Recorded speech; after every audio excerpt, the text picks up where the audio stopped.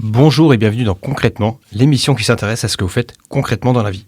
Certains métiers peuvent être paradoxaux. Ils peuvent être perçus comme prestigieux et en même temps ne pas être appréciés ou incompris par une partie de la population. C'est le cas par exemple des agents immobiliers. Aujourd'hui, je reçois Anouk qui va nous livrer son expérience.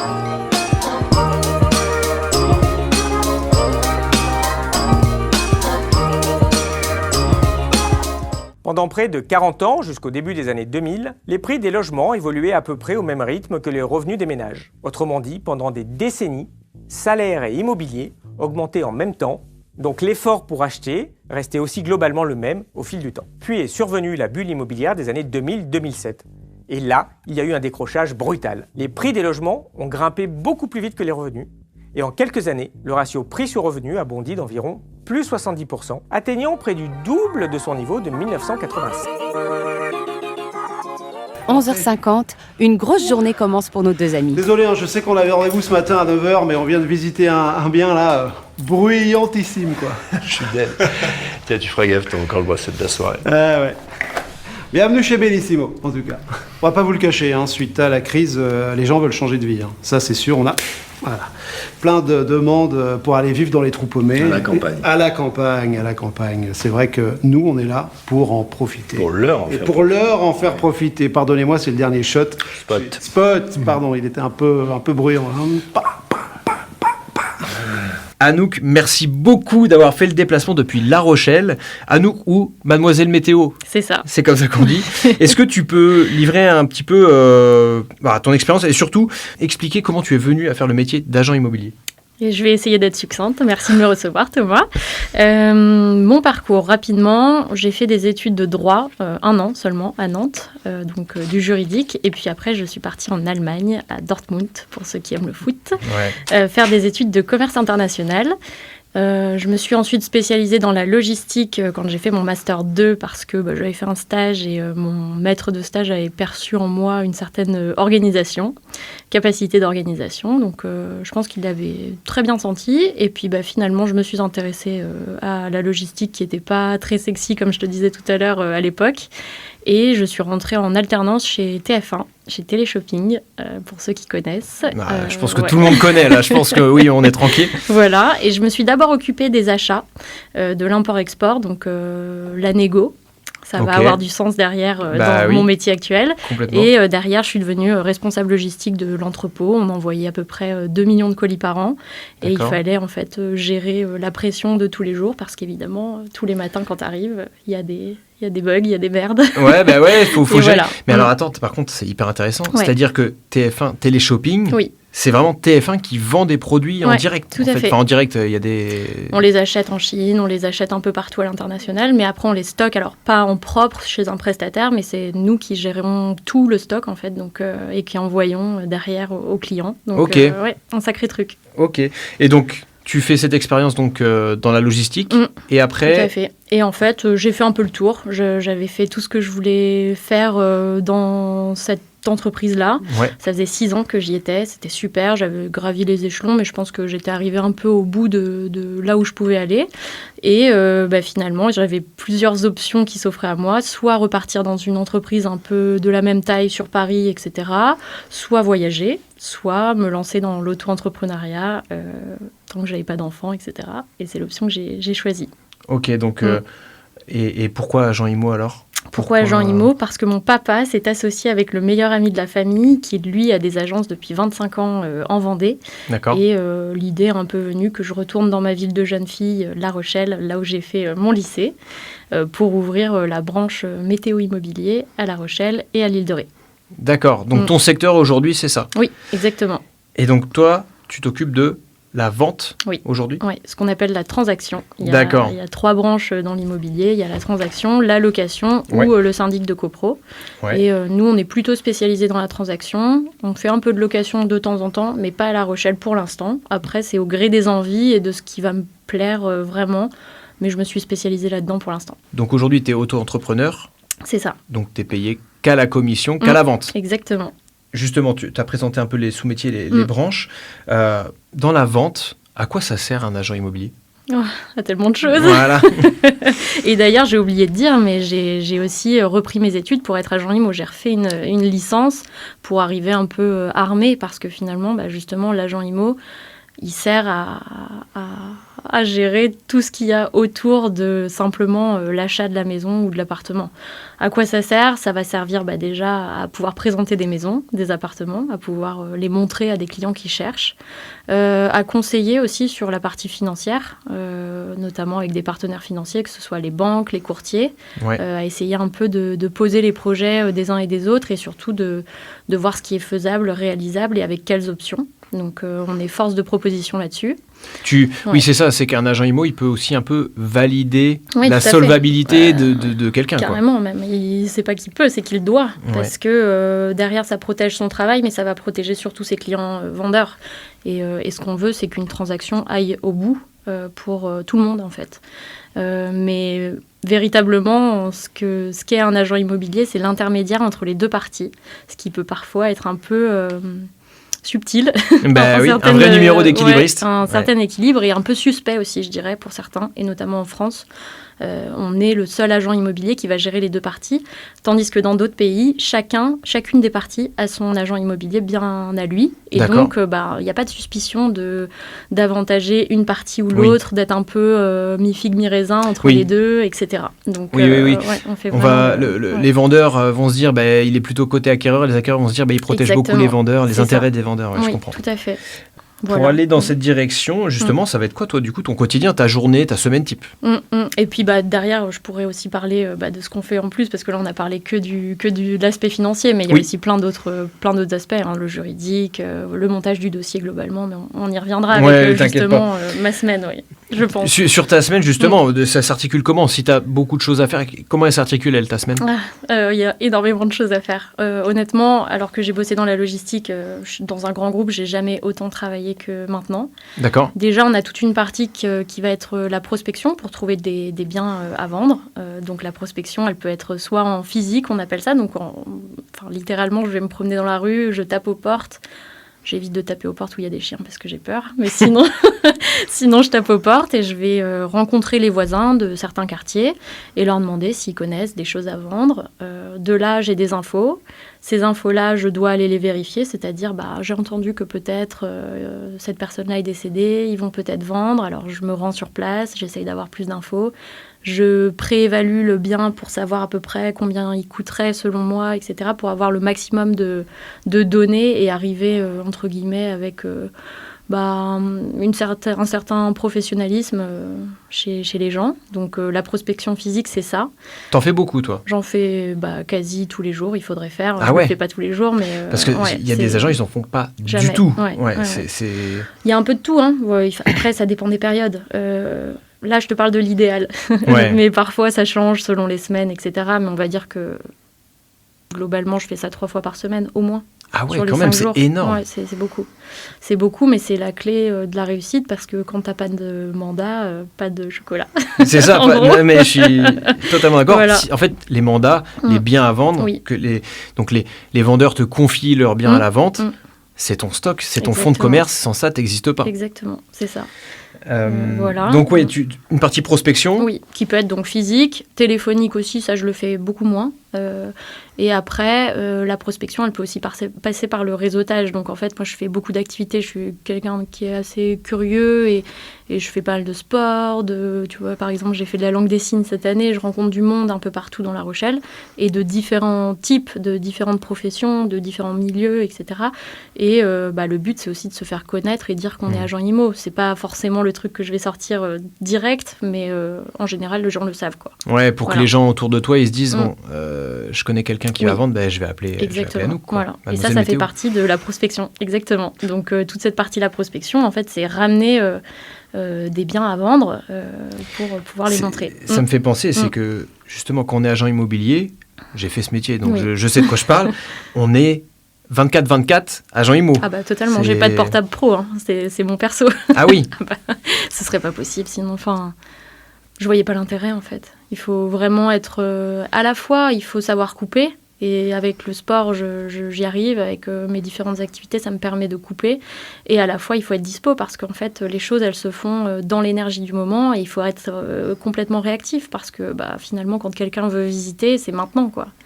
Et ouais, c'est hyper important. Donc justement, tu parles des visites. Donc la partie prospection, où c'est un peu prospection, presque tout le temps finalement. Presque tout le temps, voilà. Et la partie visite, ça c'est un peu, quand on parle agent IMO, les gens ils pensent qu'à la visite. Alors que c'est peut-être 5% peut-être. C'est une petite partie, enfin en tout cas ça doit rester une petite partie. Après la prospection, on a souvent les estimations aussi pour rentrer le bien en fait. Dans l'ordre chronologique, on va partir comme ça. Comme ça, je te montre un peu le process, mais avant de le rentrer vraiment en mandat, en fait, c'est-à-dire que les gens acceptent de nous le confier, les vendeurs acceptent de nous le confier, il faut qu'on évalue la valeur du bien au meilleur prix possible.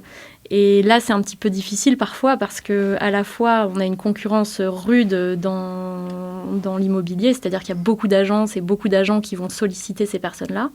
Et à la fois, il faut rester logique et honnête avec les gens sur le prix que vaut la maison. Mais c'est un sujet un peu touchy, exactement, parce que personne n'a la science infuse. Mais ça, les gens, si on leur explique, ils sont capables de l'entendre. Maintenant, il y a beaucoup d'émotions.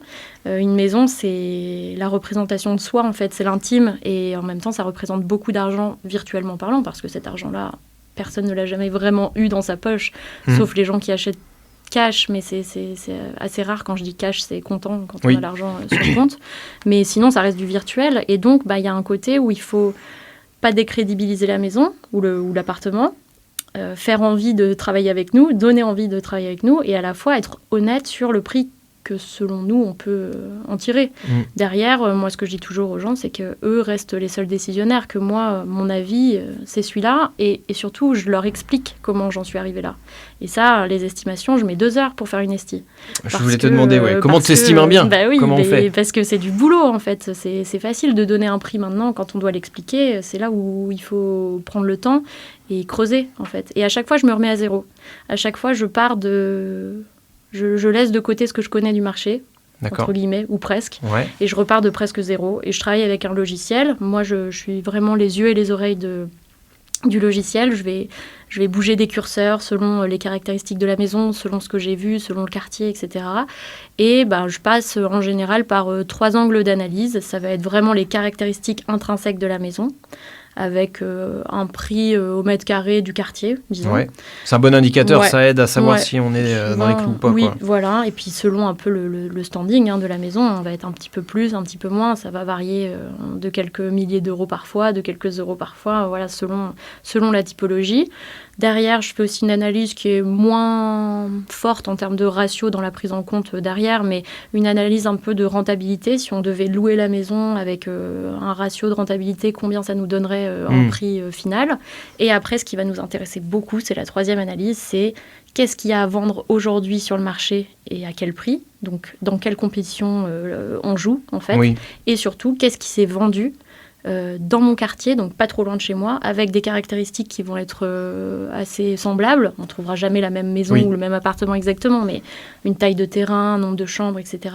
Et surtout qui s'est vendu il n'y a pas si longtemps, parce que le contexte socio-économique, il varie assez fortement selon les périodes, et notamment là, les dernières années avec tout ce qu'on a connu du gouvernement, etc. C'était pas simple. Il fallait rester bien en lien avec l'actu, quoi. Voilà. C'est sûr que c'est le seul juge de paix. Le prix que j'ai une maison plein pied, 3 chambres.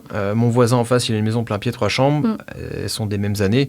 On sait que si lui, il a vendu, je dis une bêtise, 300 000, il y a de fortes chances pour que le prix soit près de 300 000. Quoi. Exactement. Ouais. Donc tout ça va nous servir à donner des fourchettes de prix et à expliquer ça aux vendeurs, à ceux qui veulent vendre. Et derrière, s'ils veulent bien nous le confier, effectivement, derrière, on passe les annonces et on a des visites, on a des appels, on organise des visites. Et donc la partie visite, qui finalement est peu représentative du métier, c'est une part infime, c'est du métier. Importante. Forcément. Évidemment, c'est le tremplin en fait. C'est ça, et une fois qu'il y a la visite, alors on va faire un focus justement côté client. Là, ça se passe comment ? T'as une visite, les gens ils accrochent. Alors déjà, la visite, ça se prépare. C'est-à-dire qu'on a un dossier à monter. On a de plus en plus de procédures aujourd'hui en France, de plus en plus de papiers à remplir, de plus en plus de certificats à avoir, etc. Tout le monde se barde d'administratif. Et donc, d'abord, ça passe par un dossier, en tout cas pour moi, et sûrement que pour plein de collègues, c'est pas ça, mais moi qui fais de la logistique, etc., je suis assez carrée, et donc je monte un dossier très carré.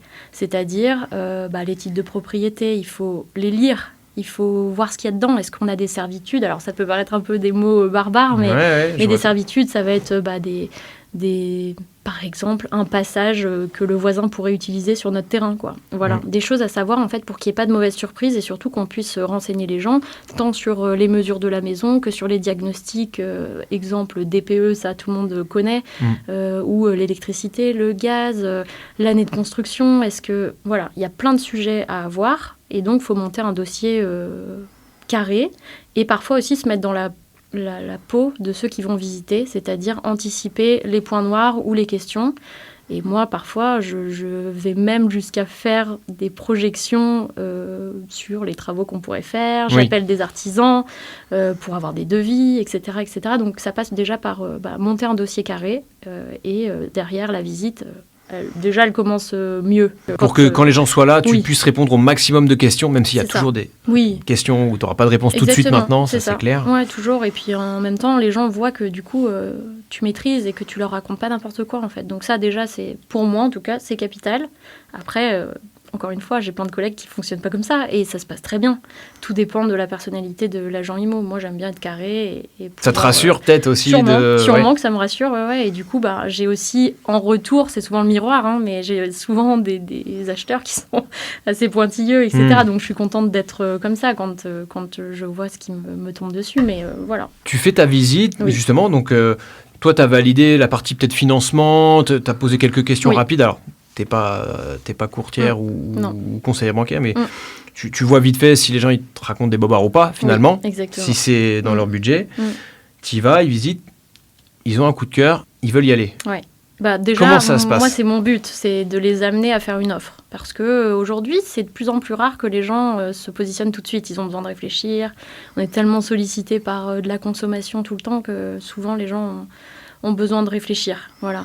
Et donc, l'idée, c'est de se poser aussi sur des critères assez objectifs. Donc, je leur fais remplir un peu une grille d'appréciation, voir un peu où ils se situent, comment ils ont analysé le bien et est-ce que ça leur plaît. Et puis, derrière, s'ils veulent faire une offre, on fait une offre sur place. J'ai tout ce qu'il faut, c'est-à-dire tous les papiers. Je leur explique aussi comment ça marche, c'est-à-dire quel délai ils ont pour se rétracter. Je leur explique un peu tout ce que personne ne sait trop, en fait. J'essaye de leur donner c'est le but, tout. Voilà. Et puis derrière, quand j'ai cette offre-là, moi, il va falloir que je la passe au propriétaire. Et là, c'est un autre boulot. Là, il va falloir préparer un argumentaire. On n'y va pas comme ça, salut, ça va, j'ai une offre à tel prix, sauf si. Et même, j'ai envie de te dire, j'allais dire, sauf si elle est au prix, mais surtout pas, en fait, si elle est au prix. Parce que les gens, il faut toujours qu'ils aient l'impression de gagner aussi, d'avoir gagné quelque chose. Là, je te donne vraiment le sentiment que j'ai, mais le sentiment humain aussi, en fait. On a toujours envie d'avoir ce sentiment-là, d'avoir gagné quelque chose. Et donc, il faut savoir présenter les choses. C'est-à-dire que si tu arrives en disant, voilà, ça y est, j'ai vendu votre maison au prix, souvent, les gens vont être déçus. Presque. Ils vont se dire, mais j'aurais dû la mettre plus cher, c'était trop facile, un grand etc. classique. Et donc, il faut raconter l'histoire, parce que c'est jamais facile. Donc, on raconte pas des bobards, mais on raconte vraiment ce qui s'est passé. Et on va aller dans le détail, en fait. Et c'est ça qui compte aussi pour les gens, d'avoir tout l'historique aussi, et de voir que y a eu du taf. C'était pas... en général, ça se passe pas en un claquement de doigts de se positionner sur une maison à plusieurs centaines de milliers d'euros. Et ça demande du boulot, de l'argumentaire et de la réflexion pour tout le monde. Donc, parce que là, tu parles d'une offre à chaud, post-visite. Par exemple, ou pas. Ça peut arriver des fois le lendemain, sur le lendemain, la nuit porte-conseil. Même 3-4 jours après, mais en général, c'est assez... Généralement, ils savent quand ils sont prêts à la dégainer, entre guillemets. Exactement. Ça t'est arrivé de refuser des offres, de la prendre, parce qu'il y avait trop un écart important entre le prix et... Jamais. Je refuse jamais d'offres, et je pense que ça m'a conditionnée aussi à ce que ça passe, en fait. Parce que, je sais pas pourquoi j'ai réagi comme ça, mais j'ai toujours invité les gens à faire une offre, parce que moi, je suis pas visionnaire, je ne peux pas savoir qu'est-ce que le propriétaire acceptera. Et je vais te dire un truc, c'est que la première maison que j'ai vendue sur l'île de Ré, j'ai fait une négo de 140 000 euros. Après, c'était quoi le Sur prix de base parce le prix que... de base, 700 000. Ah oui, quand même, donc Mais c'est déjà pas mal, hein. sacré négo quand même. Sacré Ouais, j'ai négo. pas le pourcentage en tête, mais ça Ouais, doit moi non être plus, mais très costaud. C'est pas mal. 140 000 euros. Et en fait, j'y suis allée.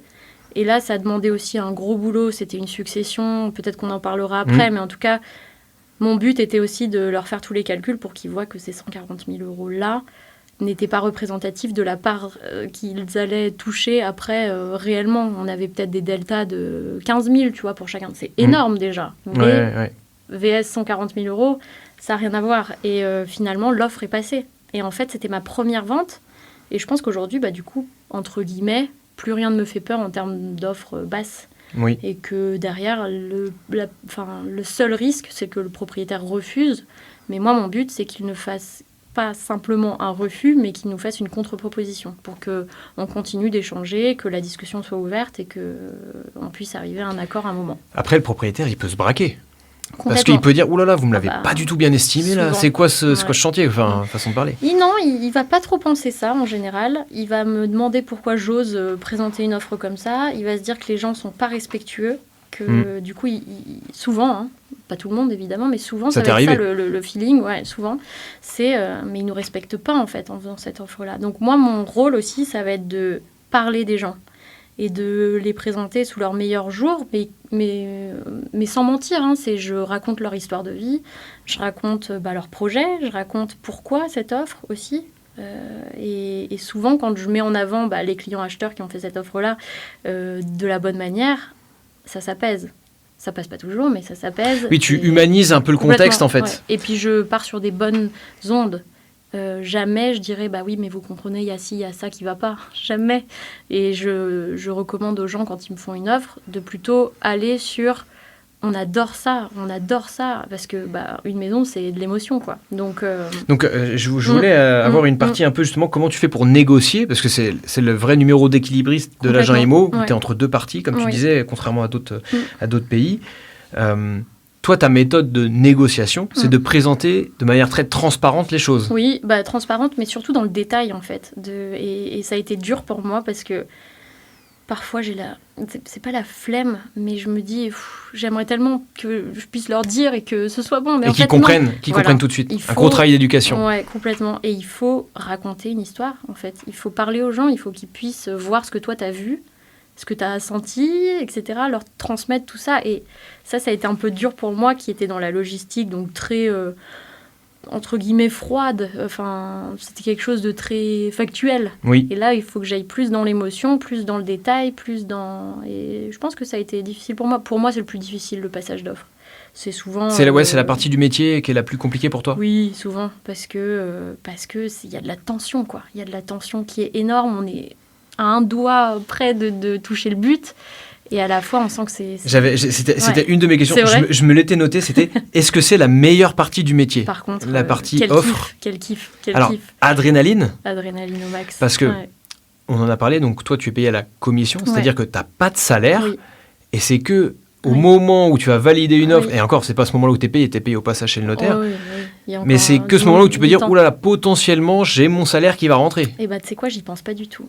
C'est marrant. C'est mais dur de se Non, détacher, je non, pense. mais j'y pense. En fait, moi, je pense que c'est pas pour me donner une image ou autre, mais je pense absolument pas à l'argent. Je pense plus à la performance, comme dans le sport. Oui. J'ai pas envie de perdre, en fait. Oui. Puis t'as pas fait toutes Et ces voilà. visites, passé tout sans pour rien. Et pareil, ça, je m'en fiche un peu. C'est comme si, juste là, je voulais réussir le challenge 2. Carrément. Enfin, moi, c'est ça. Et je pense qu'il y a plein de gens, d'autres agents IMO, ce sera pas du tout comme moi. Moi, c'est juste, j'ai pas envie que ça aille pas au bout, là, ce que je fais. J'ai envie de réussir, en fait. Concrètement, c'est plus ça. Donc, quand on arrive à un accord, ouais, ouais, c'est un vrai shoot. C'est un peu addictif. Les sensations, elles sont super bonnes. Ouais, C'est génial. si on aime l'adrénaline, c'est pour ça, c'est un Ouais, métier. ouais, Je vois très bien ce que ça peut donner. C'est assez kiffant, ouais. Surtout l'après, là, quand c'est passé, c'est un bonheur. Alors, ça me fait penser, j'avais parce que j'ai fait un BTS donc en immobilier, Ouais. donc je connais un peu le métier. Il y avait un prof qui disait, un agent immobilier, il vend une maison 3 fois. Passage d'offre, Oui, à la signature du compromis et au passage chez le notaire. complètement. C'est un métier où ça peut péter à tout moment. Exact, d'où l'importance de préparer le dossier au max, d'être hyper carré pour moi parce que du coup on anticipe des choses. J'ai tout en tête sur un dossier, j'ai tout. Tout. Après, on peut toujours louper des éléments, mais du coup, ça m'a donné une certaine crédibilité et légitimité auprès des notaires parce que peut-être avec mon expérience d'une année de droit, ça peut paraître rien, mais finalement, ça m'a donné quand même vachement de base juridique. Et à la fois, mon expérience un peu plus détaillée de la logistique où je fais les choses carrées. Je ne veux pas me répéter, mais en gros, quand on arrive chez le notaire, on a des dossiers qui sont nif, comme on dit. Ils sont bien ficelés, quoi. Et ouais, j'ai eu des dossiers très compliqués qui sont allés au bout. Et parfois, les notaires ont souligné ça auprès des clients parce que les clients ne se rendent pas compte que ce soit acheteur ou vendeur. Ils ne se rendent pas compte du boulot en backstage. Et parfois, j'ai été franchement super surprise et agréablement surprise que des notaires soulignent le fait que cette vente, elle n'aurait jamais dû aller au bout, mais qu'on avait fait un boulot monstre, quoi. C'est quoi un dossier compliqué, du coup ? Par exemple, qu'est-ce que j'ai eu qui était compliqué ? Là, j'ai eu... Mais ça arrive. J'ai eu des gens qui ont acheté une maison. Ils n'avaient pas encore vendu la leur. Ouais. Ils ont vendu leur maison à des gens qui devaient eux-mêmes vendre leur maison. Ah oui, le truc en cascade. Exactement. Ouais. C'était une double cascade, par exemple. Donc là, en fait, en plus de ça, j'ai pas eu beaucoup d'aide de mes confrères et de mes consoeurs agents IMO, etc., qui en avaient rien à cirer, pour être poli. Du coup, moi, j'appelais partout, Paris, Poitiers, etc., et je faisais le lien entre tout le monde. Et ça, c'est un gros point du métier, en fait, t'es vraiment celui qui va aller à la chasse aux infos partout, sans qu'il faille trop... step out, tu vois, enfin en tout cas l'anglicisme. Trop grappiller du terrain sur le métier des autres parce que derrière les notaires ils se disent mais pour qui elle se prend, quoi. Donc il faut arriver à être sympa mais à arriver à tes fins aussi, à aller chercher des infos et faire en sorte que ça avance parce qu'en fait personne n'en a rien à carrer presque, et si ça n'avance pas, si ça traîne, etc., il y a de fortes chances pour que ça tombe à l'eau en fait à un moment. Et ouais, ça prend du temps. Et surtout en France, avec tous les papiers, etc., c'est long. Moi, j'aime bien, mais ouais, ça demande de l'abnégation. Mais ça me fait penser, ce que tu dis, c'est un métier où on est un peu scotché à son téléphone. Ouais, ordi, téléphone. Ordi, ça m'embête parce que... Pourtant, j'adore l'ordi, mais le logiciel et tout, C'est pas ton truc. Tu préfères être dehors. J'aime les deux. J'aime bien faire de l'administratif et tout, mais c'est un peu lourd. C'est de plus en plus lourd, en fait. Il y a des dossiers de partout à faire, il faut cadrer les trucs, machin. Il faut systématiquement répéter les mêmes choses, réécrire les mêmes choses un peu partout. Donc c'est assez lourd. Et il y a beaucoup de gens qui faisaient de l'IMO avant, où c'était beaucoup plus flexible, qui arrêtent aujourd'hui parce qu'il y a une lourdeur informatique et administrative qui est énorme. Donc ça ralentit beaucoup les process. Après, alors, moi, j'aime bien. Ça me fait penser justement à une question. Alors, je l'avais pas prévu, mais ça me fait penser à ça.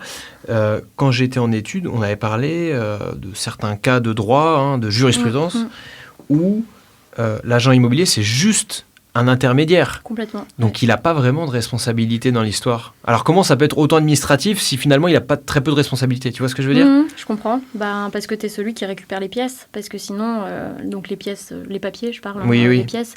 Après, ça va être le notaire. Des uns et des autres. Ça va être plus le notaire qui va vraiment sceller, tu vois ce que je veux dire ? Oui, mais nous, on a un service juridique en interne et du coup, on prépare les compromis. Donc, en fait, on fait... Le compromis, il sert à rédiger l'acte notarié final, l'acte de vente, en fait, et il va donner la base, en fait, du contrat. Et donc, il faut qu'on ait tout à disposition, tous les éléments du dossier, il faut qu'on les ait. Donc, en fait, on n'est plus seulement un intermédiaire, on est aussi le rédacteur du pré-contrat, en fait, de vente. Donc, il faut qu'on ait tout. Sur la partie, une dernière question sur la partie plus sur la négo pure, le moment où on négocie, c'est le moment où un peu... Les masques tombent. Ouais, complètement.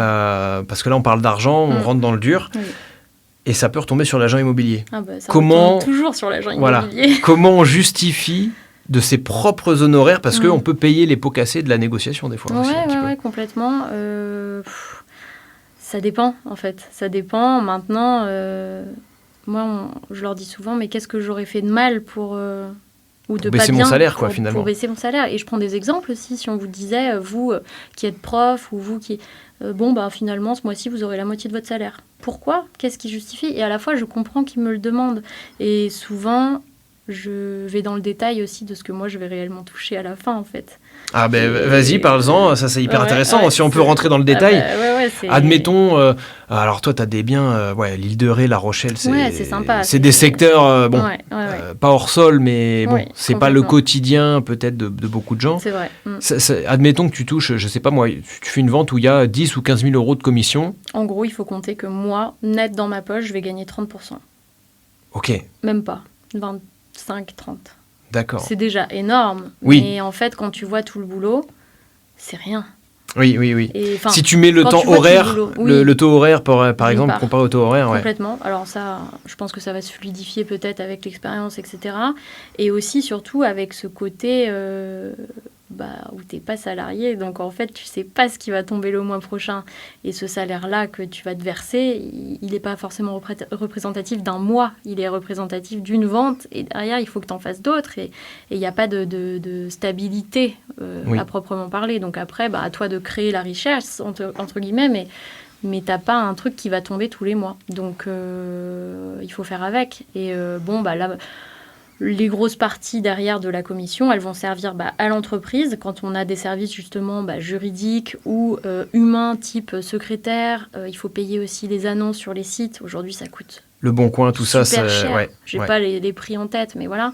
Il faut payer le matos de visite virtuelle, du drone, du machin, si tu veux être un peu sympa sur Pour se les démarquer. plateformes, Ouais. oui, et donner des images intéressantes aux gens pour qu'ils aient envie. Parce que quand on voit des annonces faites avec un iPhone 4, tout pixelisé, tu te demandes comment c'est possible. Et à la fois, ça peut marcher, hein, mais en tout cas, il y a des investissements et surtout, il y a des moyens humains. C'est ça qui va souvent coûter le plus cher dans les entreprises, où là, on doit réinvestir une des plus grandes parties de la com. Et puis derrière, évidemment, il y a notre super copain l'État qui fonctionne Il y a de pas la TVA mal. hein, Ouais, sur une commission d'agence. hein. Oui, tout à fait. Et là, c'est la plus grosse partie, quoi. Donc, faut pas l'oublier, les notaires, ils le soulignent souvent, que leurs frais de notaire, en fait, regardez, c'est l'État qui prend tout. Nous, c'est pareil, mais on n'a pas de moment dédié pour en parler, comme les notaires. Et voilà, donc on parle de tout ça, et puis souvent, ça passe. Après, Ça t'est arrivé quand même de baisser pour que le deal se fasse ? c'est rare. Jamais, presque. D'accord. Presque jamais, parce que aussi, c'est pas mon argent. C'est-à-dire que la commission, c'est pas moi qui vais la toucher tout de suite. Oui, c'est l'agence. L'entreprise Ouais. et qui va. Donc ça me permet de ne pas pouvoir prendre de décision aussi, et c'est bien parce que c'est pas moi qui peux décider de ça. Donc après, si on doit offrir des diagnostics, si on doit faire un léger ajustement, c'est possible. Mais franchement, quand on voit le boulot qu'on tombe. Faut savoir se vendre, quoi. Faut savoir se Ouais, mettre en avant. C'était très dur, ça. C'était très dur parce que moi. Alors quand tu dis c'est j'étais- au début, tu veux dire ? J'étais gentille, mais même maintenant, ça dépend sur qui tu tombes. Mais c'est dur, quoi, de Il n'y a résister pas de pitié à ça. quand on parle d'argent. C'est dur de résister à ça. Et puis, parfois, des gens peuvent te dire, écoutez, non, c'est mort, du coup, je vends pas si vous faites pas d'efforts. C'est un peu... on a différents types de personnalités, hein, et que je peux tout à fait entendre, mais il faut résister. Alors, la transition est toute C'est trouvée. vrai, Je voulais trop faire bien. un focus, un prisme sur les clients. Alors, la partie donc des vendeurs. Oui. Alors, comment ils sont ? Parce que tu me dis, on a tout type de profil. Alors, type de les, profil. les vendeurs, c'est quoi ? Ça peut être des successions, tu disais tout à Ça l'heure ? peut être des successions. Bizarrement, j'en ai fait un peu ma spé, alors que Ah ouais c'était pas forcément voulu au départ, parce que c'est assez lourd. Hein. Quand t'as 4-5 frères et sœurs ouais, qui j'ai eu se 6 tirent dans les un jour. pattes, waouh, Ouais, 6. c'est chaud. Et en fait, finalement, je vois que souvent, ce qui a fait la différence, c'est que je me suis mise à parler à tout le monde, ou en tout cas plutôt à chacun d'entre eux. Il n'y a pas qu'un seul interlocuteur, ce qui Exact. pourrait être la facilité. Et en fait, finalement, ça a débloqué plein de trucs, parce que j'ai parlé à chacun d'entre eux. Alors, tu as différents types de personnalités. Tu en as un qui va, juste par ego, ne pas vouloir baisser, et c'est lui la tête forte, etc. Tu en as un autre qui va être plus cool, mais à la fois qui se laisse un peu monter le crâne par celui qui veut pas baisser, donc il résiste. T'en as d'autres qui savent exactement ce qu'ils vont faire avec et qui ont bien un prix plancher en tête, etc. D'autres qui s'en fichent complètement. Pardon, j'appuie sur la table. Non, t'inquiète. Mais qui s'en fichent complètement et qui veulent juste que ce soit fait, on n'a pas envie de gérer. Et voilà, il y a plein de possibilités. Et, Tu peux avoir aussi des couples qui se séparent, peut-être. Oui, est-ce que j'en ai eu des couples qui se séparent ? Pas trop. Non, je crois que j'en ai pas eu. J'ai eu des successions, j'ai eu des gens qui changeaient de vie, j'ai eu des investisseurs qui revendaient, j'ai eu des marchands biens qui achetaient, voilà. Mais oui, j'ai tout type de profil. Et souvent, ce qui m'a surprise, moi, en arrivant dans l'IMO, c'est que chacun me disait « ma maison, c'est la plus belle ». Et ça, j'aurais jamais cru. Ah ouais? Jamais. Je me disais, bon, parce que je me représentais moi, qui suis assez objective sur ce qu'il en est vraiment. Oui. Voilà, je pense en tout cas. Mais j'ai été surprise de voir que... Mais c'est comme un peu dans l'émission de Stéphane Plaza, hein, où il leur montre l'appartement du dessous qui s'est vendu à tel prix. Ils sont là, oui, mais il est un peu moins bien quand même, alors qu'il est nickel, quoi. Et à la fois, je pense que c'est très humain, en fait. C'est chez toi, quoi. Donc, Il y a beaucoup d'émotions, ouais, voilà. quand c'est la résidence principale. Donc ça m'a beaucoup surprise. Et après, voilà, on a le son casse. Je sais pas si tu te souviens de ça. Alors Ouais. attends, sécurité, orgueil, Nouveauté, nouveauté, ouais, confort, confort, argent, sécurité. Non, j'ai déjà dit sécurité. T'as dit argent? Non, t'as pas dit argent. Et sécurité à la fin, non, c'est pas sécurité, c'est sympathie. Sympathie. Ouais. Sympathie, et des fois on rajoute maintenant environnement, la partie un peu écolo, quoi. Voilà. Oui. Le son casse, c'est un moyen mémotechnique pour savoir un peu quels sont ou quel est Mettre un peu dans une case une personne, le focus psychologique ou la personnalité de la personne et sur quoi elle va être plus chargée en émotions, quoi. Voilà. Donc parfois tu le vois vraiment que c'est l'ego, l'argent, etc. T'as des gens, ils sont plus branchés avec le lien avec l'agent IMO, où ils vont se faire confiance. Voilà. Et tout ça, on essaye de le capter chez les gens, quoi. Alors, tu me disais, quand on s'est eu en ligne pour organiser cette émission, tu me disais, j'ai commencé il y a 3 ans au pire moment. Pourquoi c'était le pire moment il y a 3 ans? C'était la crise. C'était vraiment la Post-Covid. dégringolade du marché. Post-Covid, effectivement, les taux ont augmenté d'un coup et de plus en plus. Et donc, on a eu vraiment un frein sur le marché de l'immobilier. Après, il y aura toujours des gens qui déménagent, toujours des décès, des divorces, des mutations. Donc, il y aura quand même du mouvement. Maintenant, en fait, on sortait de cette phase Covid où les gens, les vendeurs, ont vendu leurs biens, d'une part, d'un claquement de doigts, et en plus, super cher. Donc, ça a mis beaucoup de temps, en tout cas quand je suis arrivée, à leur faire comprendre que c'était plus les mêmes prix, qu'il fallait baisser, etc. Il y a eu beaucoup de résistance. Parce qu'en plus, La Rochelle, l'île de Ré, on considère qu'on est dans le coin de la France le meilleur du monde, quoi. Voilà, le mieux possible, super attractif. Chez nous, c'est comme ça. Et donc, ils ont mis du temps à baisser les prix, alors que les acheteurs en face ne pouvaient plus acheter, ou en tout cas pas autant. Parce que les mensualités, elles devenaient super importantes avec les taux qui avaient augmenté. Et donc, ça a ralenti le marché. Il y a des biens qui sont restés longtemps sur la toile, longtemps à la vente. Et donc, on a eu des grosses négos finalement. Et voilà. Alors, tu parles au passé. Pour toi, les vendeurs, ils ont compris maintenant, ça y est là? Un peu capitulé, plus ou moins. Un vendeur, ça reste un vendeur. Il a envie de vendre le plus cher possible. C'était ma question. Est-ce que les vendeurs veulent toujours vendre plus? Il y en a qui sont très objectifs. Et parfois, c'est surprenant. Donc, il y a un peu des deux. Mais évidemment que tout à chacun a envie de vendre le plus cher possible. Maintenant, il faut rester réaliste. Et quand on en discute, quand il y a de l'honnêteté, de l'explication, souvent ils comprennent. Pas tous, mais évidemment, oui, le but, c'est de vendre le plus cher possible. Et souvent, je leur explique que c'est mon but aussi. Parce que finalement, le pourcentage de com, il dépend aussi de combien on le vend.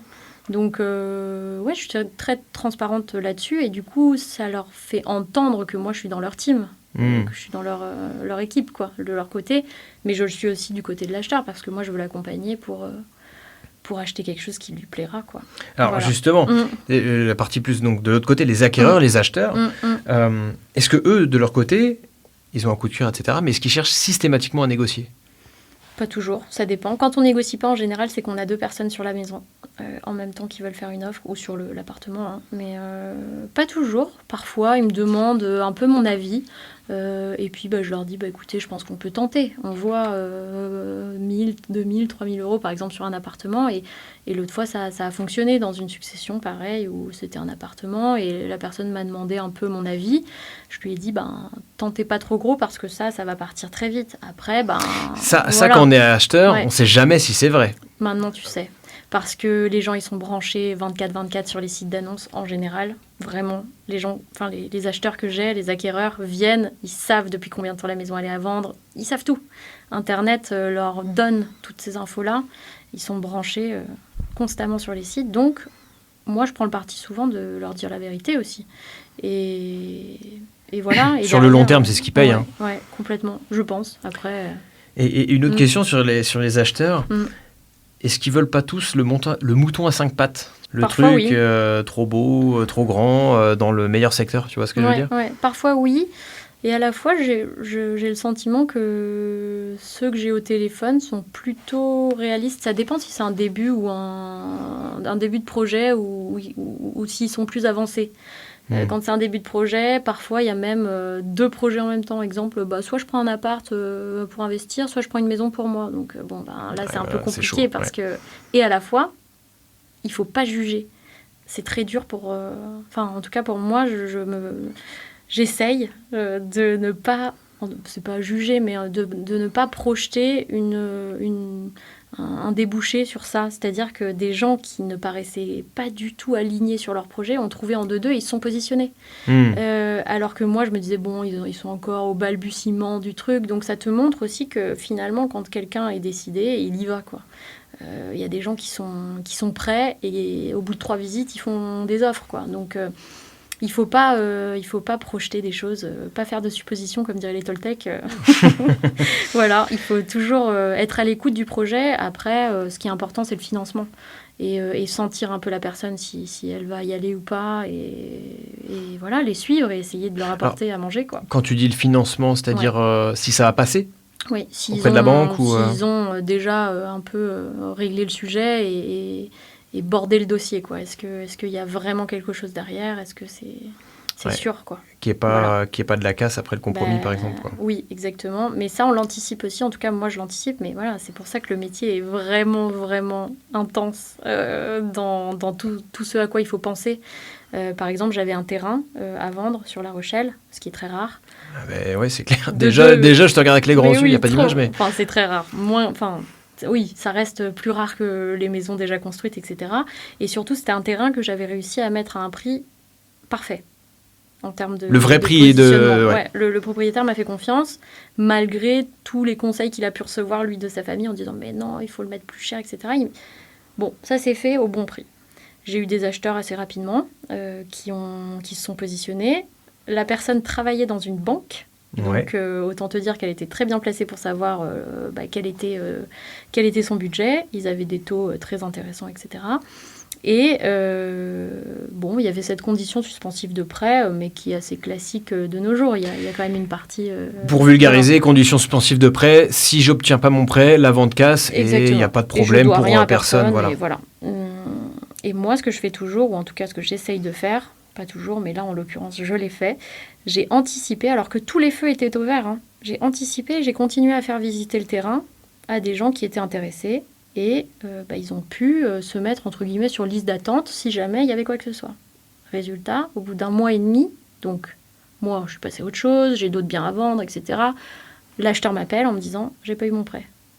Alors qu'il travaille dans une banque. Ouais, pardon. Et il me dit « Oui, tout ça, nanani, finalement, truc, ok ». Donc, il n'a pas eu son prêt.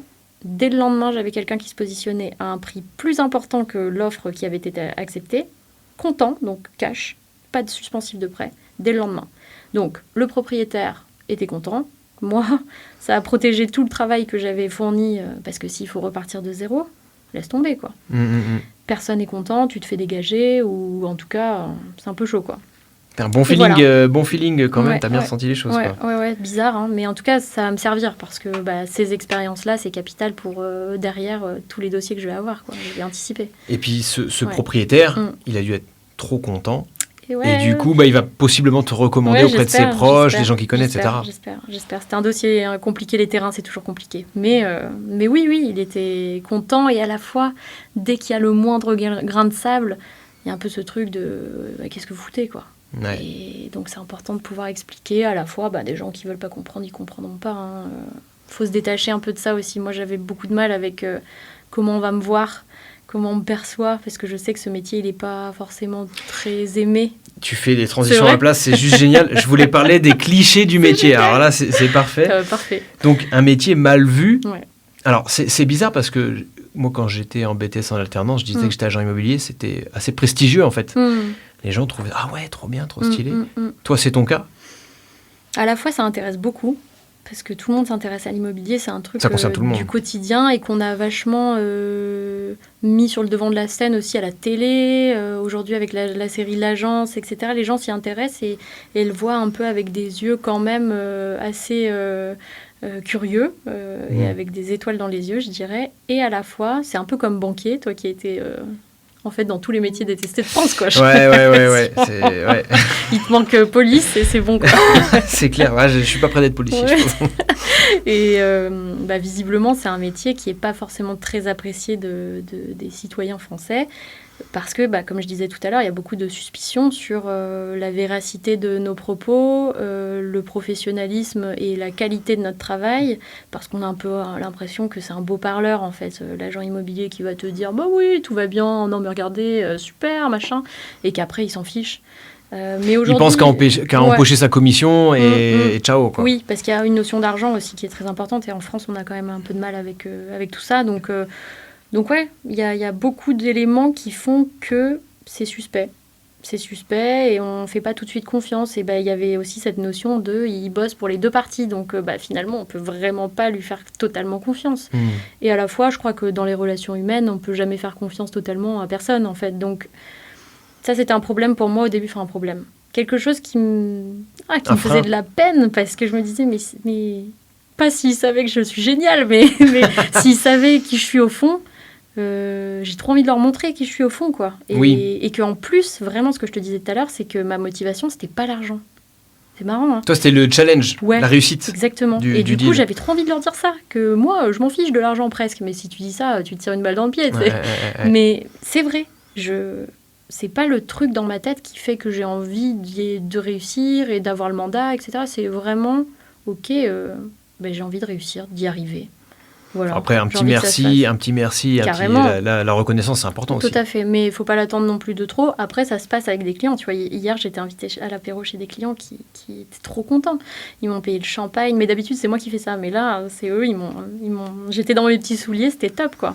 Et voilà, donc les clichés sur les agents immo, il y en a J'en ai plusieurs, J'en ai plusieurs, j'ai fait une petite liste, je me prends pour Guillaume Play, là. Ouais, c'est bien.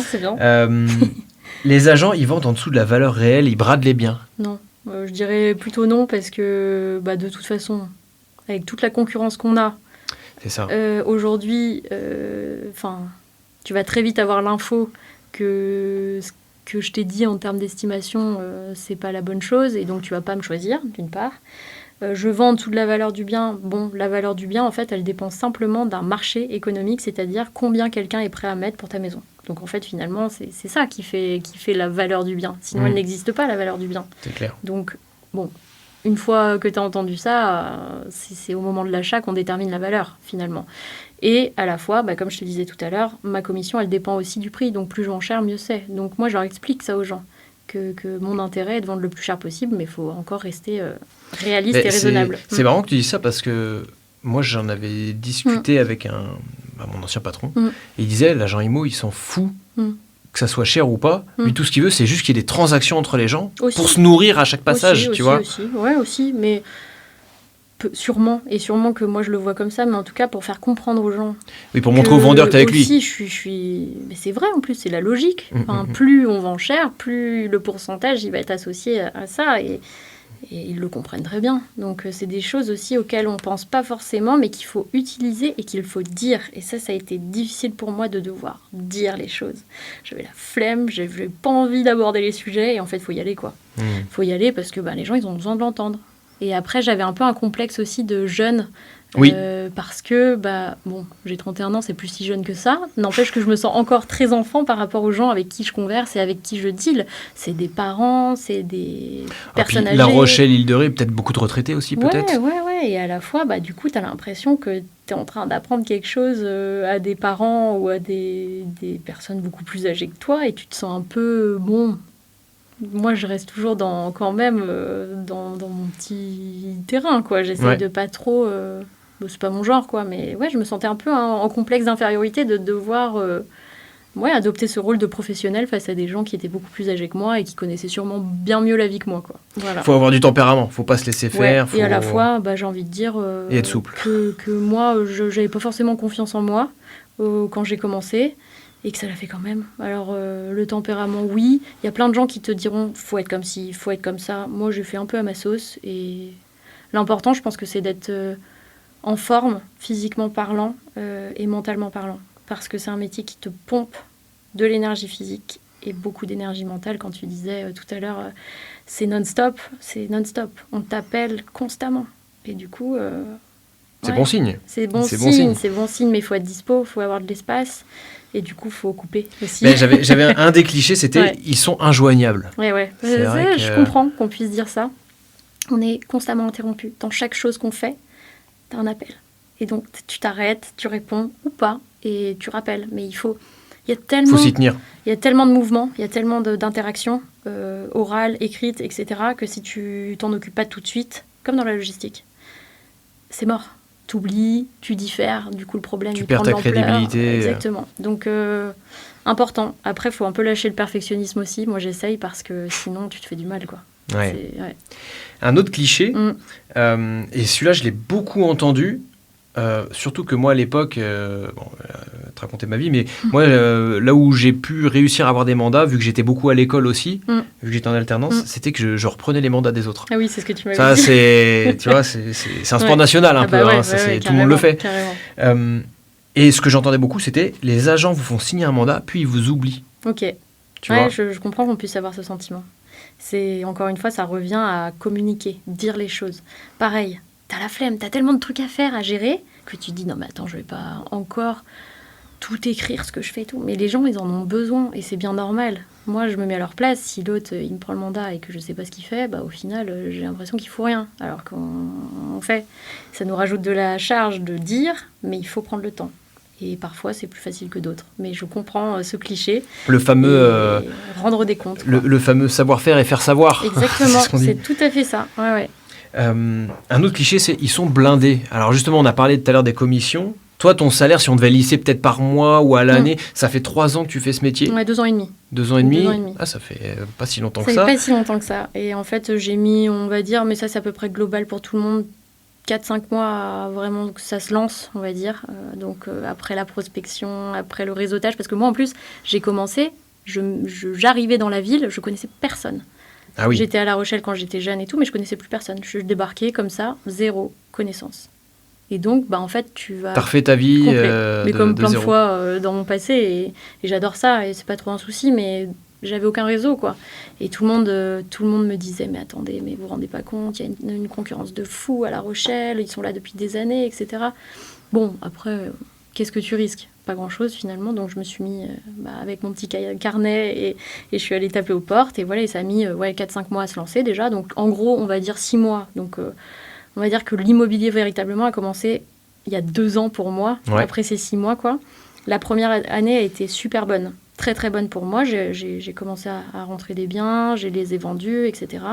Oui, parce que tu peux, alors toi tu as une agence, tu travailles dans une agence, donc tu as d'autres collègues. Pas à La Rochelle, mais oui, en Vendée, mais à La Rochelle, j'étais toute seule. C'est moi qui ai lancé le truc. Donc, si tu touches 100% de la com, c'est-à-dire ce qu'on appelle dans le jargon un aller-retour. Exactement. Voilà. En fait, pour qu'on comprenne bien, parce que c'est pas forcément facile à comprendre, si on a un collègue à l'agence et qu'on travaille avec lui sur un bien, effectivement, on peut avoir une seule partie de la com, parce que toi, tu peux avoir rentré le bien que tu vends, et lui peut t'amener le client. Donc lui, forcément, il va prendre une partie de la com.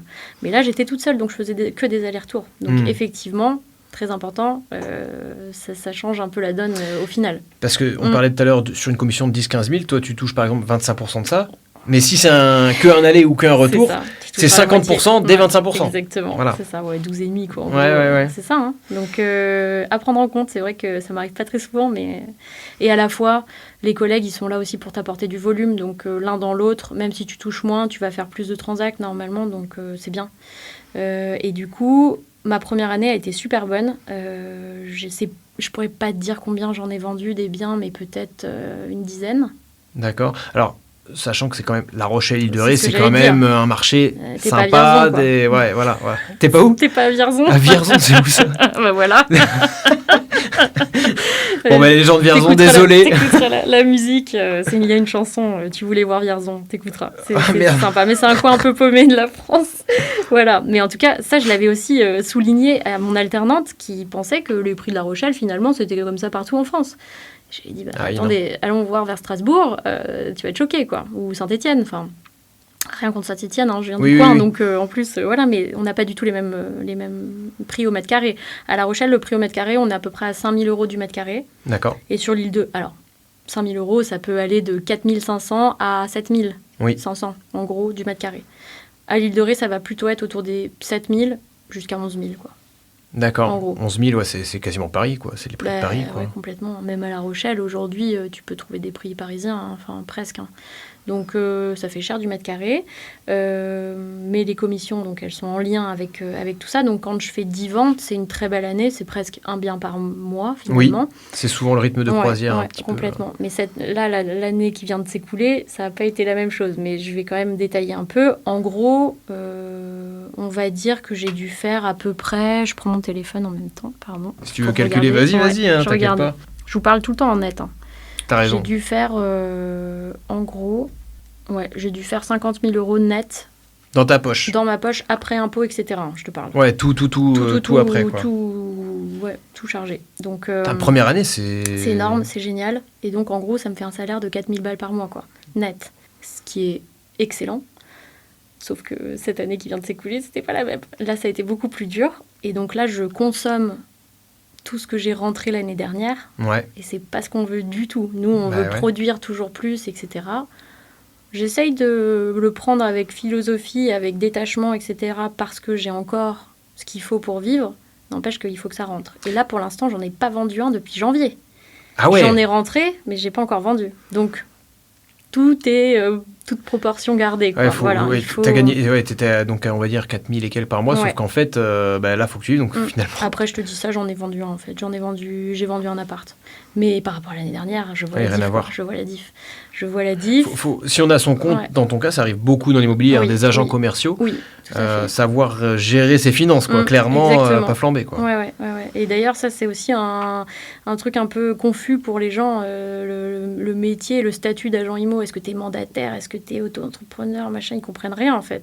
Mais en gros, pour expliquer, c'est soit tu es salarié d'une boîte, soit tu es mandataire, par exemple IAD. Donc ça, c'est des indépendants qui font partie d'un réseau, donc IAD, de mandataires. Mandataire, ça veut dire quoi? Ça veut dire qu'ils n'ont pas de bureau physique. Ou alors, tu es auto-entrepreneur indépendant, agent commercial aussi. Hein, tout ça, ce sont des termes synonymes. Mais tu bosses pour une agence qui a pignon sur rue, comme on dit, c'est-à-dire des locaux physiques et qui ne sont pas que des mandataires. Voilà. Et plus quand tu es à ton compte, agent co ou même IAD ou quoi, la logique veut que tu touches plus de commissions. En fait, la partie de la commission qui te revient, elle est plus élevée. Quoi. Comparé à un salarié, voilà. C'est le but en tout cas, parce que sinon la sécurité du salariat elle est plus intéressante si jamais tu gagnes moins. Est-ce que tu as des anecdotes à raconter? Tu en as raconté pas mal déjà quand même, mais c'est vrai qu'en 2 ans et demi c'est chargé déjà ce que tu as vécu. Tu en as quelques-unes ou peut-être des choses que tu aimerais mettre en avant aussi sur ce métier, que tu en as peut-être marre d'entendre quand tu dis je fais ce métier? Réfléchir, attends. Ouais, souvent la question qu'on me pose c'est oh là là mais tu dois avoir des trucs de fou, des biens magnifiques. Eh ben oui, moi qui étais fan d'IMO, je regardais tout le temps, alors que je ne faisais pas du tout d'IMO et c'était pas du tout un projet, c'est plus le truc qui est venu à moi comme ça. J'aimais beaucoup ça, j'aimais beaucoup les émissions de déco, de homestaging et tout, et ça m'intéressait en fait globalement. Je n'étais pas fan, mais ça m'intéressait beaucoup. Et souvent les gens me disent mais tu dois avoir des trucs de fou à l'île de Ré, ça doit être génial. Et en fait, je remarque que presque je m'en fiche de ce à quoi ça ressemble. C'est pas ce qui t'intéresse en fait. Du tout. Il n'y a pas ce côté-là, en fait. Il y a pas... c'est sympa de voir, mais en fait, t'en vois tellement. Ouais, c'est pas ça qui me fait vibrer, en fait. Moi, encore une fois, je crois que c'est de réussir la tâche. Oui, je vois ce que tu veux dire. Non, mais je vois complètement. Voilà. T'es détaché, en fait, émotionnellement du bien, de ce que tu vends, en fait. Ouais. Ça Après, pourrait être des voitures, ce serait pareil, quoi. Complètement. Après, t'as des trucs qui te plaisent plus ou moins, quand même. Et je l'ai eu sur des maisons où c'était pas forcément beau, mais que j'avais plaisir à faire visiter parce qu'il y avait des bonnes vibes, comme je te disais tout à l'heure, des bonnes ondes, ça j'aime bien. Et une anecdote, c'est que moi, du coup, je m'intéresse à plein de trucs et la nature, j'adore. Et je faisais visiter une maison qui était au bord de la 4 voies à des jeunes qui ont acheté au final. Et là, d'un coup, j'ai vu un piquet-pêche. Alors, je ne sais pas si vous connaissez et si tu connais. Non. C'est en gros un oiseau comme Ouais. comme un pivert, mais Ouais. plus joli. Et c'est un oiseau qui vit dans la nature profonde, quoi. Et d'un coup, je me suis retournée, j'ai dit, oh, mais regardez, il y a un piquet-pêche. Et en fait, personne n'en avait rien à carrer, sauf moi. Donc voilà, il y a des trucs comme ça. Après, les anecdotes, j'en ai plein. J'ai une maison que j'ai récupérée de la fameuse succession avec 6 personnes. Une maison ancienne qu'on a mis du temps à vendre parce que je l'ai récupérée d'une autre agence qui l'avait complètement surestimée, justement, on en parlait tout à l'heure, pour avoir le mandat. Parce que, évidemment, les gens, tu les fais rêver. Ils ont envie d'y croire, donc, mais sauf qu'ils se tirent une balle dans le pied. Personne n'arrivait à la vendre, ça mettait du temps, etc. Donc j'ai récupéré le bébé et la voisine, qui était chamane, n'arrêtait pas de me dire que la mère veillait sur la maison, qu'elle la lâcherait pas et que je la vendrais jamais. Et je lui disais, non, s'il te plaît, Fais passer le dis-lui de message. partir, en fait. Dis-lui d'être cool avec moi, etc. Donc, Oh, le délire. attends, mais non, mais parce que si tu veux, pourquoi pas, quoi. Ouais, J'ai mis du temps à la Chacun vendre. ses croyances. Et je suis venue dans la maison, j'ai tout enfumé à la Ah, sauge. t'as joué le jeu, quoi. Ah ouais. Et puis je lui parlais à la mère, du coup je lui disais que j'étais sympa, quoi. Et que elle trouverait une famille sympa pour ses futurs acquéreurs, etc. Ce qu'il faut pas faire pour vendre une. Attends, mais je voulais la vendre, quoi. Et puis surtout, je voulais aussi, pas tant pour moi finalement, mais pour que tous les 6 là, ça y est, ils puissent être libres de tout ça aussi. Donc, bon, en tout cas, à la fin, ça a marché. Et le dernier jour avant la signature chez le notaire, elle m'a encore dit, la voisine, tu vas voir, il va y avoir un problème demain, tu vas pas la vendre, quoi. Bon, finalement, ça s'est bien passé, mais Ouais, donc voilà. en fait, gros. Pourquoi pas. Après, je réfute pas sa théorie. Je me dis que la mère, elle était de mon côté. Voilà. Dernière question. Ah, déjà. Ah oui, ça fait 1 heure Ça passe vite. qu'on parle, ça passe tellement vite. Trop. Une dernière question signature grâce à Guillaume, premier épisode de cette saison Trop 2, cool, qui ouais. m'a mis cette idée de question. Je trouve ça génial. Quel métier, toi, tu aimerais découvrir dans ce podcast? Ah, c'est intéressant. Attends, je réfléchis. Quel métier j'aimerais découvrir? Animateur radio. Ah, Parce que c'est ça mon va rêve. se faire. Ouais, c'est vrai. Ça va se Parce faire. que moi, c'était mon rêve d'être animatrice radio. Et toujours, peut-être, mais... On Ouais. peut parler de ton actu ou pas? J'aimerais bien. Ouais. Vas-y, fais ta pub parce que là, je ne savais pas C'est du vrai. tout quand on s'est contacté, Ouais, parce qu'on c'est se vrai. connaît du lycée, Oui. et finalement, tu as une actualité brûlante. Oui, tout à fait. Je vais devenir chroniqueuse sur M6, sur toutes les chaînes du groupe M6, pour une émission qui parlera d'immobilier, qui s'appelle aujourd'hui Proprio à tout prix, mais qui va changer de nom dans les prochaines semaines. Donc, j'ai pas trop le droit d'en parler pour l'instant. D'accord. Mais voilà, j'étais à Paris la semaine dernière. Mais il faut Et, savoir que de toute façon, ouais. l'épisode, il sortira, je pense, octobre-novembre. Ok, donc ce sera déjà... Ça sera déjà, bon. Ouais, normalement, ce ah, sera j'ai déjà une bon. exclue Ouais, ça nationale. va s'appeler 100% IMO. D'accord. Voilà. Ok. Bon, c'est pas très... Ça passera à quelle heure, ça? Ça va passer tous les jours sur les chaînes du groupe M6. Alors, quelle émission va passer quand? Je ne sais pas. Mais moi, la mienne, elle va passer le 20 septembre. Donc, peut-être qu'elle sera déjà passée quand Ah oui, d'accord. l'épisode sortira le 20 septembre. À quelle heure, je ne sais pas. Mais après, je passe pas longtemps. Il y a plein d'autres agents IMO en France. Mais l'idée, c'est de parler d'immobilier à la télé. C'est un sujet que tout le monde aime. Et puis, avec l'actu de Stéphane Plaza, il cherche à remplacer un peu... Oui, avoir d'autres visages Oui, un peu. exactement. Ouais, je comprends. Voilà, donc D'accord. c'est une expérience qui est sympa. Et puis, j'espère félicitations. qu'il y en aura d'autres. Merci. Trop bien. C'est trop Merci. cool. En plus, je savais pas Ouais. du Mais tout. oui, trop. Enfin, c'est juste génial. Ouais. Anouk, merci beaucoup. Merci également à tous ceux qui ont permis à cette émission d'exister. N'hésitez pas à vous abonner et partager l'émission si elle vous a plu. Si vous aussi vous souhaitez partager votre expérience, si vous pensez que votre métier est méconnu et qu'il gagnerait à l'être, ou alors que votre quotidien n'a rien à voir avec l'idée que l'on se fait de votre métier, contactez-moi sur mes réseaux.